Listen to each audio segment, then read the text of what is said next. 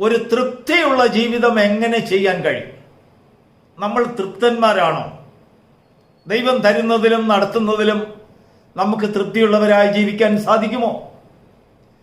നമ്മൾ തൃപ്തിയുള്ളവരാണെന്ന് സ്വയം നമ്മൾ പലപ്പോഴും നമ്മെ തന്നെ സാക്ഷ്യപ്പെടുത്താറുണ്ട്, നമ്മൾ പ്രസ്താവിക്കാറുണ്ട്.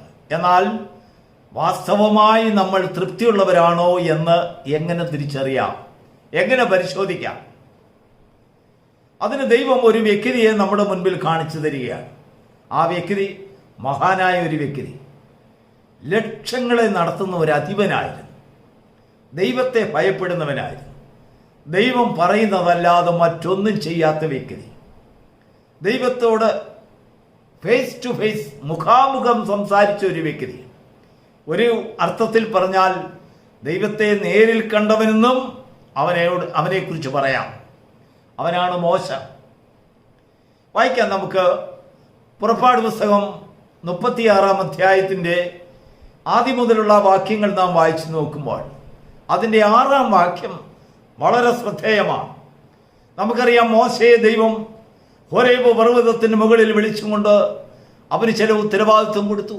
നീ ഒരു സമാഗമന കൂടാരം പണിയണം, അതിൻ്റെ പണികൾ ഇന്നതുപോലെയൊക്കെ ആയിരിക്കണമെന്നെല്ലാം ദൈവം മോശയോട് പറഞ്ഞതിന് ശേഷം മോശ മനസ്സിൽ ചിന്തിച്ചു കാണും, അയ്യോ, ഇത്ര വലിയൊരു സംഭവത്തെ ചെയ്യുവാൻ എൻ്റെ കയ്യിൽ വരുമാനം എന്താണുള്ളത്? അവൻ ചോദിക്കുന്നതിന് മുമ്പ് ദൈവം അവന് ഉത്തരം കൊടുത്തു. പാളയത്തിൽ ജനത്തോട് ഞാൻ ഇടപെട്ടിട്ടുണ്ട്, നീ ചെന്ന് ഈ കാര്യങ്ങൾ അവരോട് പറയുമ്പോൾ അവർ സ്വമേധാദാനങ്ങളെ കൊണ്ടുവരും, അത് നീ വാങ്ങണം, വാങ്ങിച്ച് എൻ്റെ നാമത്തിന് ഞാൻ പറഞ്ഞതുപോലെ ഒരാലയം ഉണ്ടാക്കണം. മോശ അങ്ങനെ ചെയ്തു. അവൻ്റെ കയ്യിൽ ജനങ്ങൾ സ്വമേധാദാനങ്ങളെ കൊണ്ടുവന്നു. ആവശ്യമുള്ള പൊന്നും വെള്ളിയും പിച്ചളയും എന്ന് വേണ്ട സകല സാമഗ്രികളും വന്ന് കുമിഞ്ഞുകൂടാൻ തുടങ്ങി. ദൈവം പറഞ്ഞതല്ലേ, അങ്ങനെ സംഭവിച്ചു. 36-ാം അധ്യായത്തിൻ്റെ 6-ാം വാക്യത്തിൽ വരുമ്പോൾ അത്ഭുതകരമായ ഒരു സംഭവം എന്താണെന്നറിയാമോ? മോശ ഒരു കാര്യം കണ്ടു. ആലയത്തിൻ്റെ പണി സമ്പൂർണമായി ദൈവം പറഞ്ഞതുപോലെ ചെയ്തു തീർത്തു. ധാരാളം സ്വമേധാദാനങ്ങൾ വന്നു. അങ്ങനെ മോശ പറയാണ്, ജനങ്ങളുടെ ഇടയിൽ പോയി ജനങ്ങൾക്കൊരു കൽപ്പന കൊടുത്തു. പുരുഷനും സ്ത്രീയും വിശുദ്ധ മന്ദിരത്തിൻ്റെ വഴിപാടിനായി ഇനിയും ഒന്നും കൊണ്ടുവരരുത് എന്ന് പാളയത്തിൽ മുഴക്കിച്ചു. എന്ന് പറഞ്ഞാൽ മൈക്ക് വെച്ച് സംസാരിച്ചു.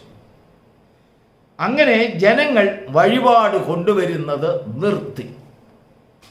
ഇത്രയും കാര്യങ്ങൾ നമ്മുടെ ജീവിതത്തിൽ നിന്ന് തത്തുല്യപ്പെടുത്തി ചിന്തിച്ചാൽ നമ്മൾ തൃപ്തിയുള്ളവരാണോ അല്ലയോ എന്ന് കണ്ടുപിടിക്കാനാകും. ഉദാഹരണമായി പറഞ്ഞാൽ, നാം ഒരു ഭവനം വയ്ക്കുന്നെന്നിരിക്കട്ടെ.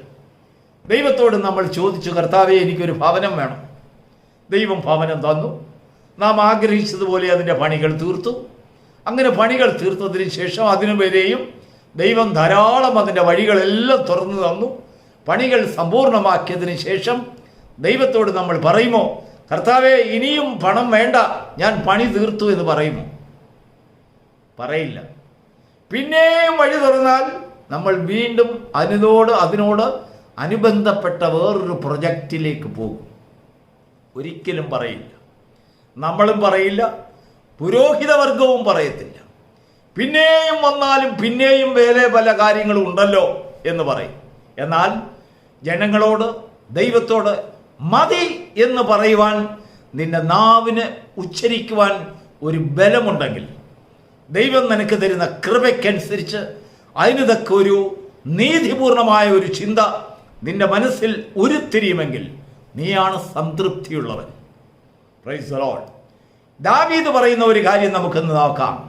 22-ാം സങ്കീർത്തനം അതിൻ്റെ 26-ാം വാക്യം, എളിയവർ തിന്ന് തൃപ്തരാകുന്നു, ദൈവത്തെ അന്വേഷിക്കുന്നവർ അവനെ കണ്ടെത്തുന്നു, നിങ്ങളുടെ ഹൃദയം സുഖത്തോടെ ഇരിക്കട്ടെ. എന്ന് പറഞ്ഞാൽ, സുഖമില്ലാത്ത ഒരു ജീവിതം, ഒരു ഹൃദയം നിങ്ങൾക്കുണ്ടെങ്കിൽ അതിൻ്റെ അർത്ഥം നീ ഭക്ഷിച്ച ഭക്ഷണത്തിൽ നിനക്ക് ടേസ്റ്റ് ഇല്ലായിരുന്നു.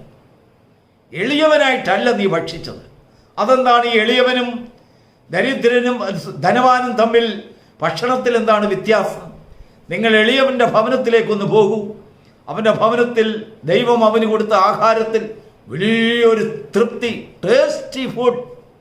അവൻ ആഹാരം കഴിക്കുന്നു, അവൻ്റെ കുടുംബത്തോടൊപ്പം സന്തോഷിക്കുന്നു, പാട്ടുപാടുന്നു, നൃത്തം ചെയ്യുന്നു. അവിടെ വലിയൊരു സന്തോഷ തിമിർപ്പ്. അവർക്ക് ലഭിച്ച ആഹാരത്തിൽ വലിയൊരു രുചി. എന്നാൽ ധനികന്റെ ഭവനത്തിലേക്കൊന്ന് പോകൂ. അവൻ വളരെ നേരം ചെലവഴിച്ച് ഭക്ഷണം കഴിക്കുന്നുവെങ്കിലും അവൻ ഭക്ഷണം കഴിക്കുമ്പോഴും പിന്നെയും അനേകം നെഗറ്റീവുകൾ അവൻ്റെ ജീവിതത്തിൽ കടന്നു വരികയാണ്. അവൻ്റെ വാക്കിൽ മതിയെന്നൊരു വാക്കില്ല. അവൻ കഴിക്കുന്ന ആഹാരത്തിൽ ഒരു ടേസ്റ്റ് ഇല്ല. വീണ്ടും പണത്തിന് വേണ്ടിയുള്ള ചിന്ത. കൂടിരിക്കുന്നവരുമായി അടുത്ത ബിസിനസ്സിനെ കുറിച്ച്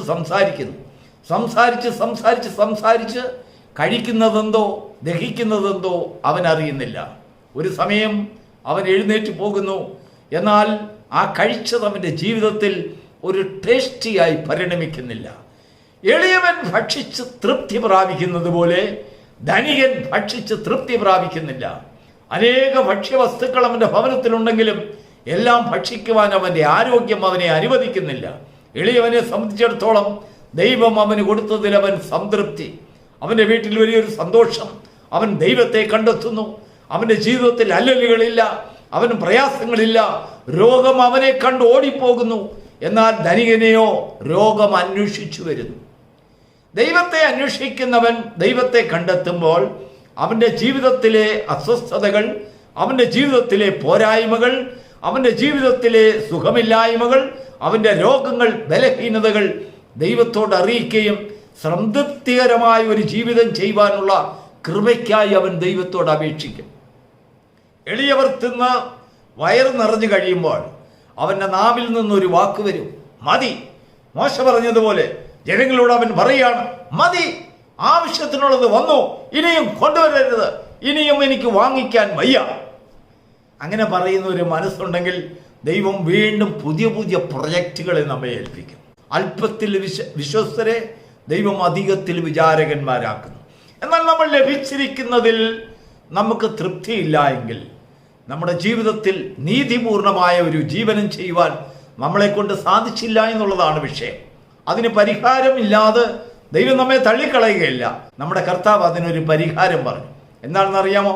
നീതിക്കായി വിശന്ന് ദാഹിക്കുന്നവർക്ക് തൃപ്തി വരും, അവൻ ഭാഗ്യവാനാണ്. അതുകൊണ്ട് നിങ്ങളുടെ ജീവിതത്തിൽ അതൃപ്തിയായ ഒരു ജീവിതമുണ്ടോ എങ്കിൽ കർത്താവ് പറയാണ്, കമാൺ, നീതിക്കായി വിശന്ന് ദാഹിക്കുക.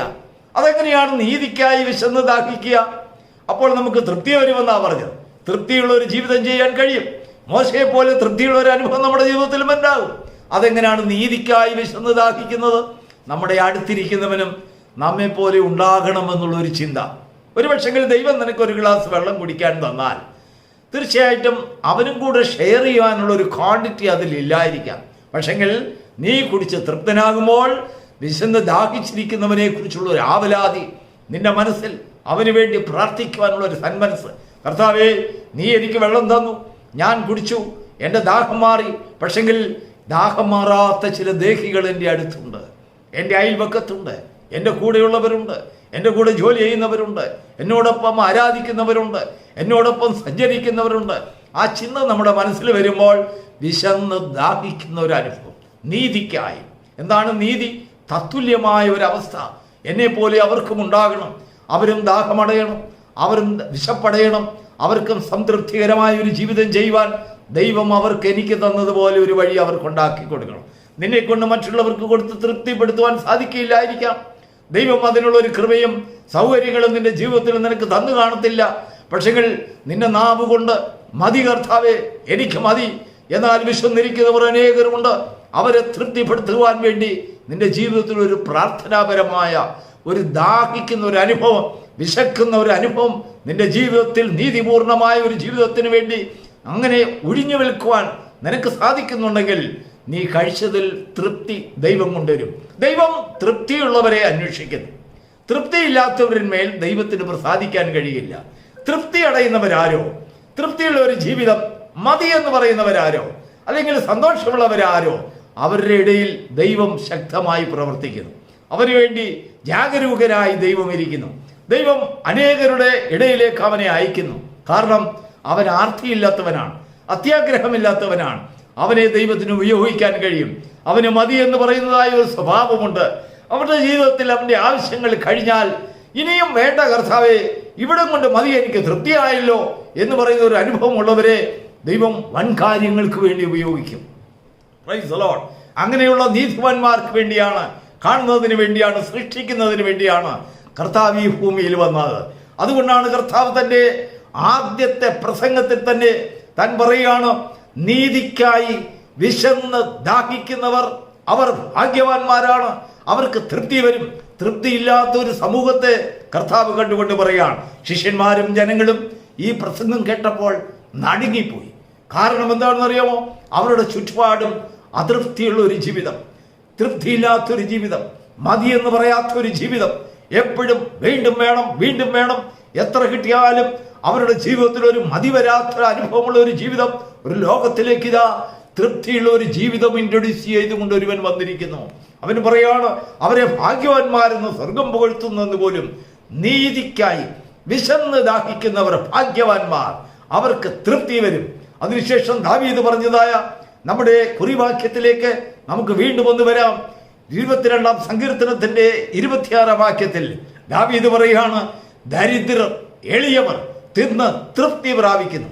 എളിയവർക്ക് മാത്രമേ തൃപ്തിയുള്ള അനുഭവം ഉണ്ടാവുകയുള്ളൂ. എളിയവർക്ക് മാത്രമേ, അവരുടെ നിലവിളിക്ക് മാത്രമേ ദൈവം മറുപടി കൊടുക്കുകയുള്ളൂ. ദാവീദ് പറയുന്നു, ഈ എളിയവൻ നിലവിളിച്ചു, യഹോവ സ്വർഗത്തിൽ നിന്ന് അവന്റെ നിലവിളി കേട്ടു, അവൻ ആവശ്യം അവന്റെ സകല കഷ്ടങ്ങളിൽ നിന്നും അവനെ വിടുവിച്ചു. നമ്മുടെ ജീവിതത്തിൽ കഷ്ടങ്ങൾ ഇല്ലാതിരിക്കുകയില്ല. തീർച്ചയായിട്ടും നമ്മുടെ ജീവിതത്തിൽ കഷ്ടങ്ങൾ ഉണ്ടാകും, പ്രയാസങ്ങൾ ഉണ്ടാകും, ഭാരങ്ങൾ ഉണ്ടാകും. എന്നാൽ അതിന് അങ്ങേപ്പുറത്ത് ഒരു പരിഹാരമുണ്ട്. നാം വിളിച്ചപേക്ഷിക്കുമ്പോൾ ഉത്തരം തരുന്ന ഒരു ദൈവത്തിലുള്ളതായ ആശ്രയം. അതുകൊണ്ട് പ്രിയരെ, ഈ പ്രഭാതത്തിൽ ദൈവത്തിൻ്റെ ആത്മാവ് നമ്മെ ചൂണ്ടിക്കാണിക്കുകയാണ്. നാം ജീവനം ചെയ്യുന്നുണ്ടെങ്കിൽ അത് തൃപ്തിയുള്ള ജീവനമായിരിക്കണം, സുഖത്തോടെയുള്ള ജീവനം, എന്നേക്കും സുഖത്തോടെ ഇരിക്കണം. അതാണല്ലോ നമ്മുടെ ആഗ്രഹം. നമ്മുടെ അധ്വാനവും ഓട്ടവും എല്ലാം എന്നേക്കും സുഖത്തോടെ ഇരിക്കണം. ഏതെല്ലാം കാര്യത്തിൽ തൃപ്തിയുള്ളവരായിരിക്കണം എന്നറിയാമോ? ആഹാരത്തിൽ ഒന്നാമത് തൃപ്തിയുള്ളവരായിരിക്കണം. നാം കഴിക്കുന്ന ആഹാരം രുചിയോടെ ഭക്ഷിക്കുവാനുള്ളതായ, ദൈവം തന്നതായ ഭക്ഷണത്തിൻ്റെ രുചിയെ തിരിച്ചറിയുവാൻ തക്കണം നമ്മുടെ ശരീരം ദൈവത്തിൻ്റെ ദാനങ്ങളെ തിരിച്ചറിയണം. 1. 2, ദൈവം തന്നിരിക്കുന്ന സൗന്ദര്യത്തിൽ തൃപ്തിയുള്ളവരായിരിക്കണം. ദൈവം തന്ന കുടുംബത്തിൽ തൃപ്തിയുള്ളവരായിരിക്കണം. ദൈവം തന്ന സമ്പത്തിൽ തൃപ്തിയുള്ളവരായിരിക്കണം. ദൈവം തന്ന ജോലിയിൽ തൃപ്തരായിരിക്കണം. ദൈവം തന്ന ഭവനത്തിൽ തൃപ്തരായിരിക്കണം. ദൈവം നടത്തുന്ന വഴികളിലൊക്കെയും നീ സംതൃപ്തിയുള്ളവരായിരിക്കണം. മതി കർത്താവേ, എനിക്കിത് മതി, എനിക്കിങ്ങനെയുള്ളതായ ഒരു സാഹചര്യം മതി. ഈ ലോകത്തിൻ്റെ മുൻപിൽ നമ്മൾ മതി എന്ന് പറയുമ്പോൾ ലോകത്തോട് ദൈവം നാം കാണിക്കുന്നതായ ഒരു സാക്ഷ്യമാണ്.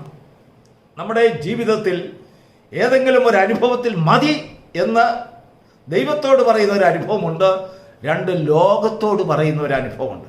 നമ്മുടെ മുൻപിൽ ആഹാരം വിളമ്പുന്നവരോട് നമ്മൾ എന്തു പറയും? മതി. മതി എന്ന് പറയുമ്പോൾ ഈ ഭൂമിയിൽ വെച്ച് മറ്റുള്ളവരോട് നാം സമ്മതിക്കുന്നതായ ഒരു തൃപ്തി.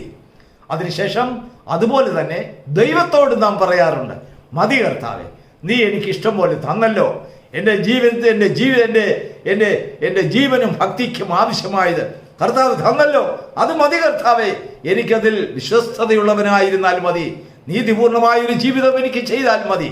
അങ്ങനെ ആ വാക്കുകൾ കേൾക്കുമ്പോൾ സ്വർഗം സന്തോഷിക്കുന്നു. മനുഷ്യൻ നിന്നെ തൃപ്തിയുള്ളവനെന്ന് നിന്നെ അഭിനന്ദിക്കുന്നു. ഈ ലോകത്തിൻ്റെ മുൻപിൽ നീ നീതിപൂർണമായൊരു ജീവനം ചെയ്യുവാൻ ദൈവം നിന്നെ പ്രാപ്തനാക്കുന്നു. ഈ മഹത്വകരമായ ജീവിതത്തിൻ്റെ അവകാശികളായി, ഉടമകളായി തീരുവാൻ ദൈവം നമ്മെ ഈ പ്രഭാതത്തിൽ അനുഗ്രഹിക്കുമാറാകട്ടെ. God bless you.